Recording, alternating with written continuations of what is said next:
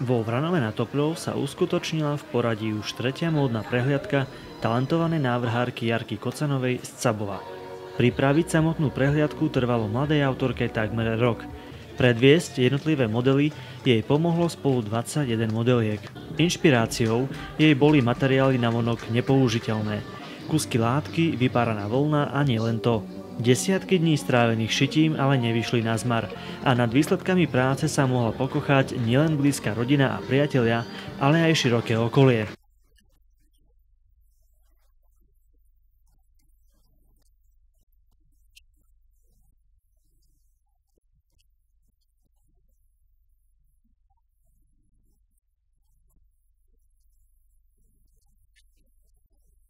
Spokojnosťou nešetrila ani samotná autorka predstavených modelov.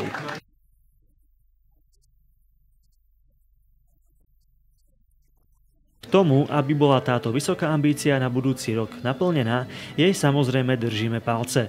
Už teraz sa tešíme na predstavenie novej kolekcie šiat.